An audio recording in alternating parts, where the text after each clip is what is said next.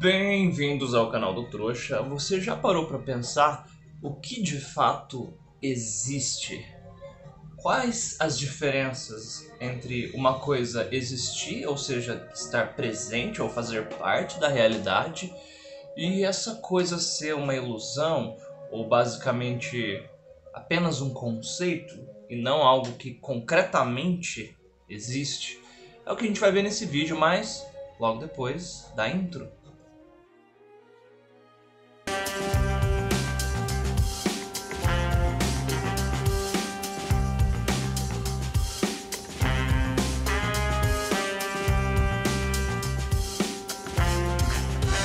Bom, eu vou entregar para vocês duas abordagens aqui nesse vídeo. A primeira, né, é uma abordagem que você pode classificar ela como algo mais idealista, né? E a segunda é uma abordagem que vai ser mais fisicalista, ou seja, considerando uma realidade física. Então, quando eu digo existir, vamos começar definindo o conceito de realidade. Então, se você pensar na existência como um local, então existir significa estar presente dentro desse local. Isso vai criar uma certa confusão, porque você teria que assumir meio que um espaço e elementos dentro desse espaço.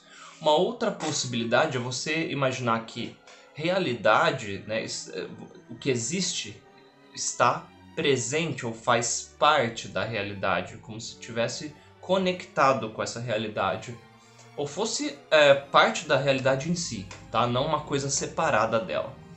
Então, considerando isso, tem uma coisa que é impossível que não exista. Eu vou dar aí 5 segundos para você pensar. Ó.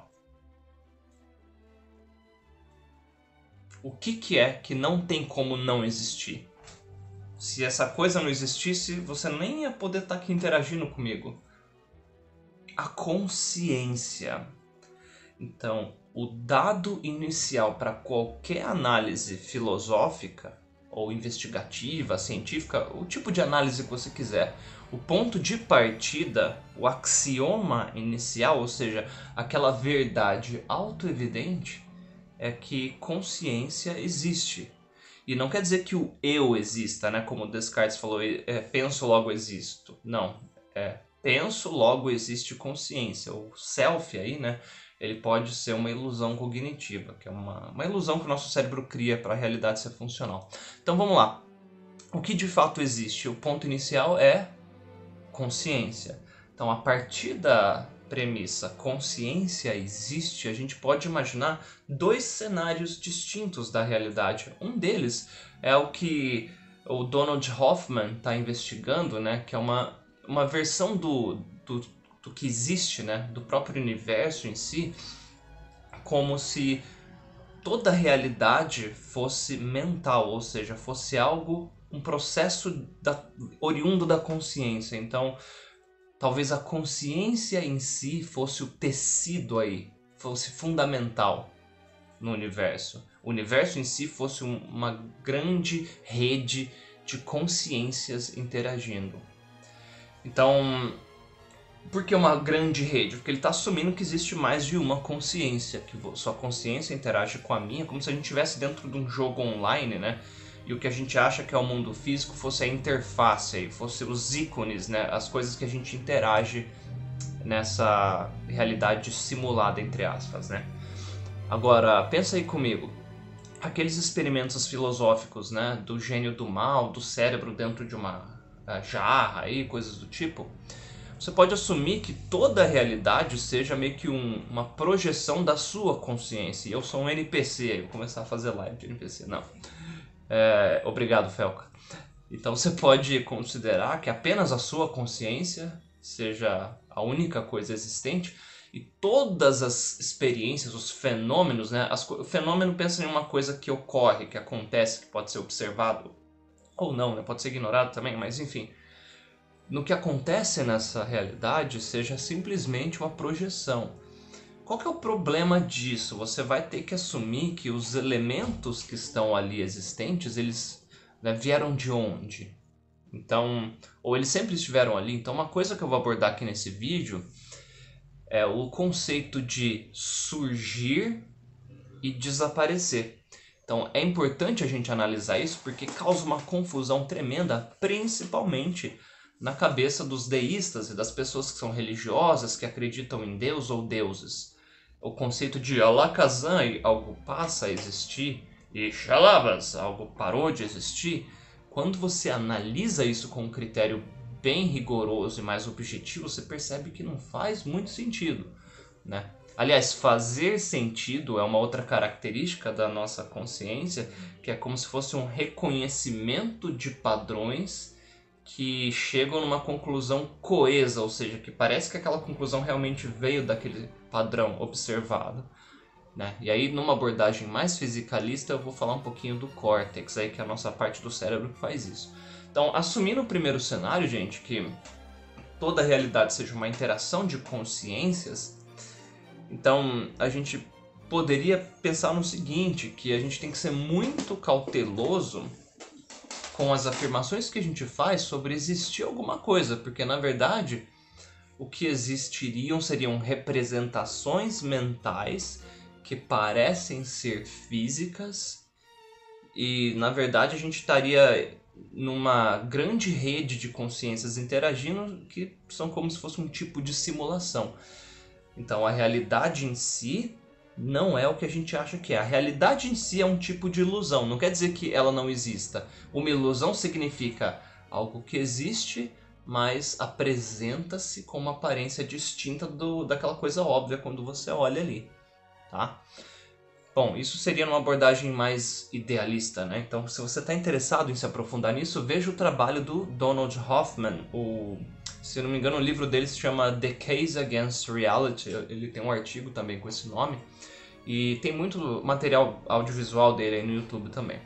Bom, e o segundo cenário? O segundo cenário, a gente vai imaginar que realmente a realidade ela é física. Então, a gente está falando de matéria, de energia, de ondas, de partículas, de coisas realmente que fazem parte do mundo físico. E a consciência em si seria um fenômeno físico, não é mágica, tá? Então, é uma abordagem monista, ou seja, existe uma coisa só, não dualista, né? Existe algo mental que é feito de uma substância diferente do mundo físico, né? Ou da matéria e da energia. Então, tudo seria físico.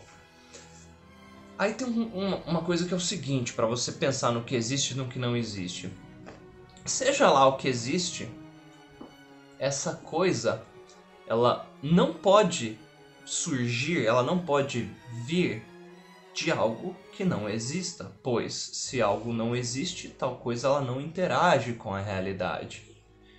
Então, isso é importante que você faça a distinção de algo que existe de fato, ou seja, está presente na realidade, e do conceito dessa coisa. Conceitos existem, são partes aí de processos cognitivos, né, dos seus pensamentos. Então, eu posso fazer combinações de coisas que não existem na realidade como uma quimera, ou seja, uma junção de várias coisas que existem na realidade. Então, por exemplo, eu posso pegar essa estátua aqui do vídeo, ó, essa estatuazinha aqui, imaginar essa estátua com asas de morcego, com uma tromba de elefante e pernas de aranha. Então, quer dizer que tal coisa exista? Existe o conceito de coisas que a aranha existe ali, né? Se você considerar o mundo físico, morcego existe, enfim, a estátua está ali, né? A imagem.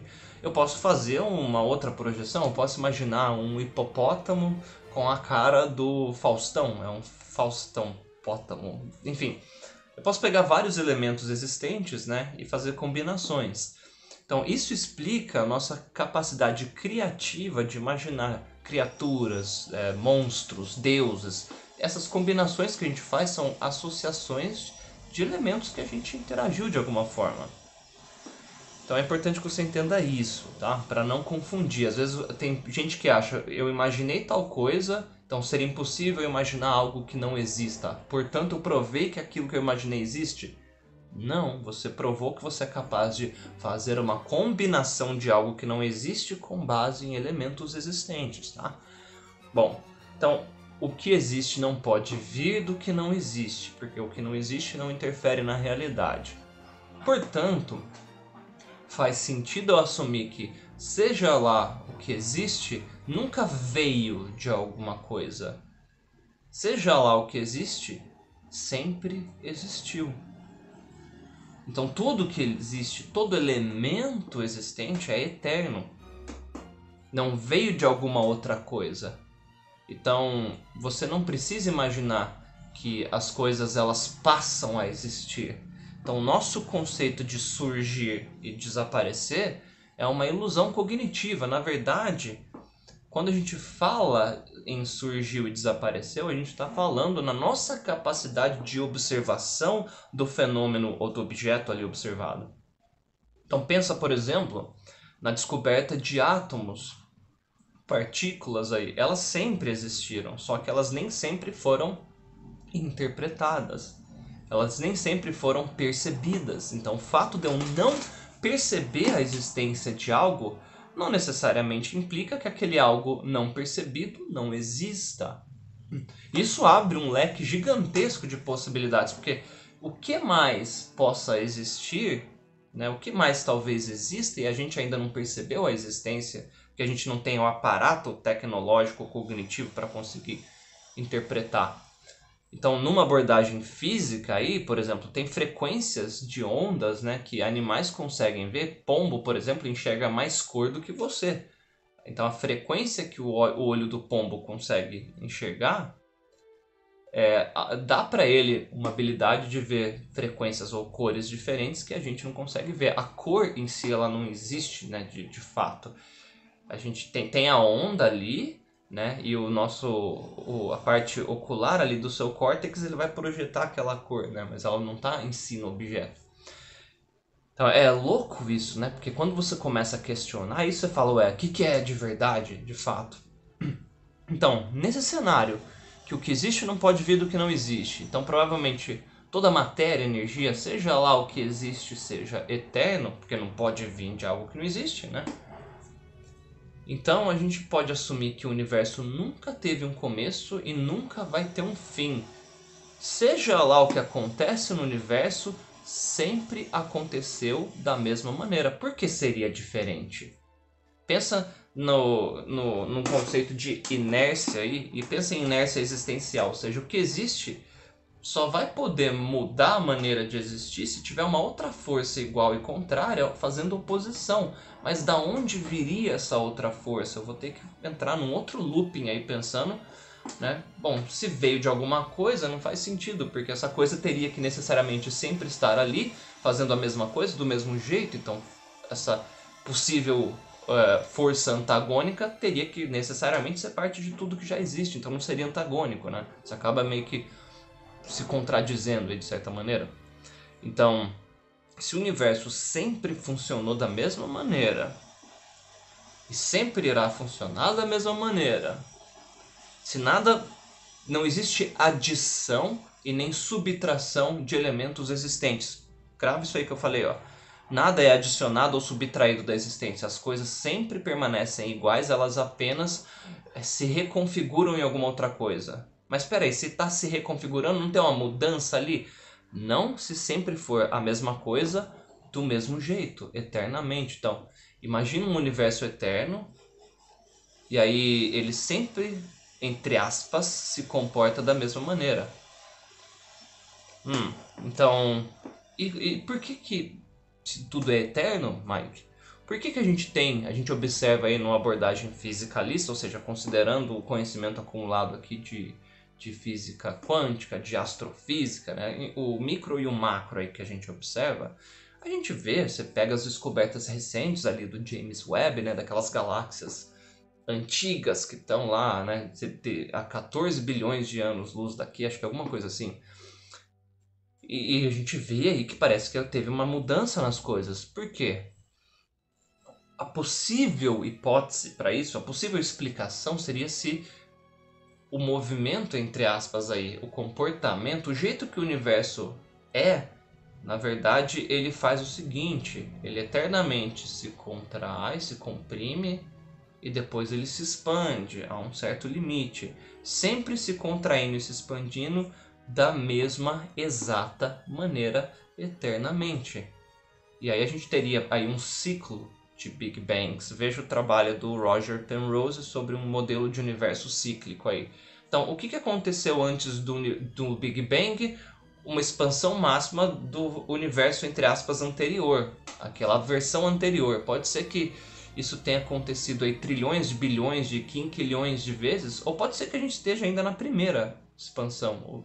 Porque nesse cenário, o tempo ele não existe.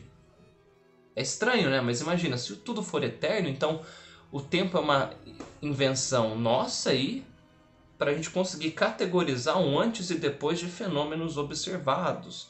Mas a gente tem uma existência que é um fragmento do todo, então a gente só observa um pedacinho muito pequeno de seja lá o que está acontecendo no macro. É como se eu estivesse fazendo isso, ó, e aí pensa num átomozinho minúsculo aqui, que ele só consegue perceber uma fraçãozinha disso, ó. E essa fraçãozinha é o máximo do limite que ele consegue observar, mas ele não está vendo o todo ali. Então, nesse cenário, o universo seria eterno, cíclico e imutável, ou seja, ele nunca é diferente do que ele é. Nada é adicionado ou subtraído da existência. Se isso estiver correto, significa que seja lá o que acontece, sempre acontece do mesmo jeito. Ou seja, sempre vai chegar um momento que a gente vai ter a exata configuração do universo que a gente tem agora. Então, a gente vai chegar sempre no momento que eu gravo esse vídeo, você assiste esse vídeo, você escreve, seja lá o que você está escrevendo aí.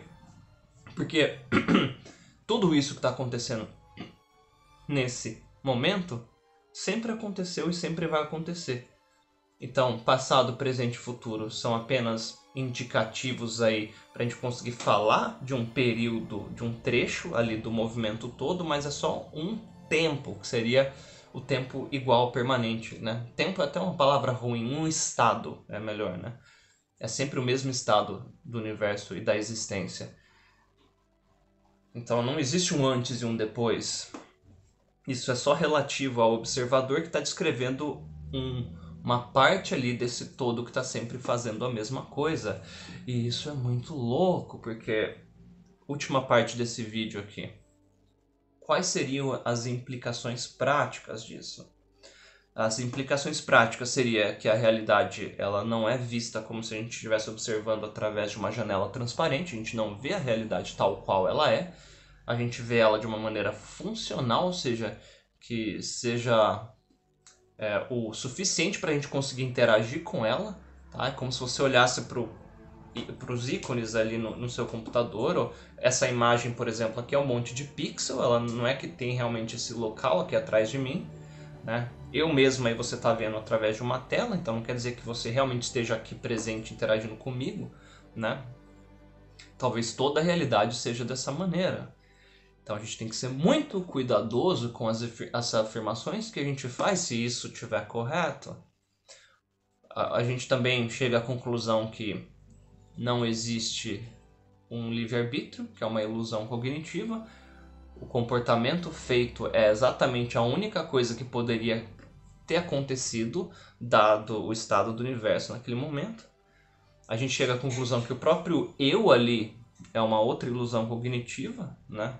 E se você considerar essa abordagem física, o conhecimento que a gente tem hoje de como o corpo humano funciona, de como o nosso cérebro funciona, não tem espaço para livre-arbítrio, porque a gente está dentro desse movimento todo aí do universo.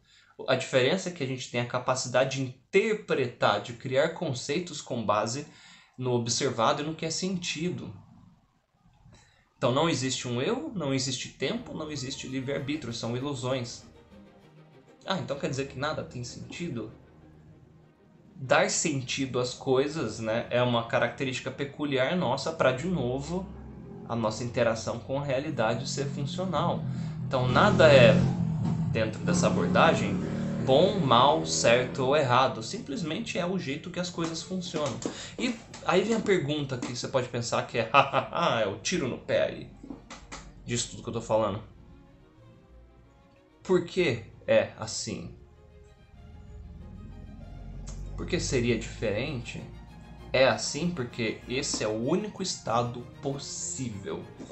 Não é possível que fosse diferente. Imaginar diferente é fazer aquela quimera que eu mencionei no começo do vídeo. Você está combinando uma versão alternativa da realidade com base na realidade que você está inserido. Não quer dizer que tal realidade seja possível, apenas imaginá-la é possível.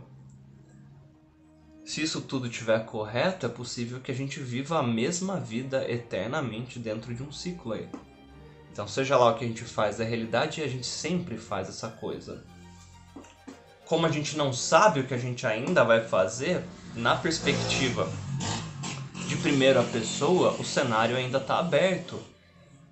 Entendeu? Então, pensar sobre isso, refletir, tentar fazer a melhor escolha ainda faz sentido, porque a gente está buscando a melhor versão possível da realidade que a gente está inserida. A gente vive numa realidade que é possível ter uma experiência terrível, dolorosa, que você não quer mais existir, e você vive numa realidade que é possível sentir realmente uma felicidade, uma satisfação genuína de simplesmente estar tendo a experiência de ser consciente.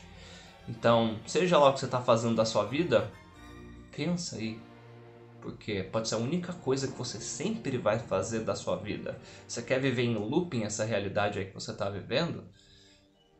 É uma questão filosófica que vale a pena você refletir, tá? Mês que vem, né, em outubro, o Robert Sapolsky vai lançar um livro que se chama Determinado, né, que é um livro que ele vai falar simplesmente sobre a ilusão aí do livre-arbítrio. Vou ler esse livro assim que ele sair, né? Adoro o trabalho do Sapolsky e vou gravar material sobre isso. Então pensem um pouquinho nas reflexões, nas consequências práticas do que eu falei nesse vídeo aqui, né? Do que existe, do que a gente acha que existe, como a gente lida com isso. Ó, spoiler, minha vida ficou muito mais leve depois que comecei a chegar nessas conclusões que eu tô chegando nesses vídeos aí. Então, se você tá buscando essa verdade também, tá investigando aí, pode ser que tudo que eu falei aqui esteja errado, mas como eu sempre falo, a busca pela verdade, ela é sincera e vale muito a pena continuar nessa busca, tá bom? Deixa o like, compartilha esse vídeo aí, vamos fazer esse canal crescer novamente. Beijo do trouxa, gente.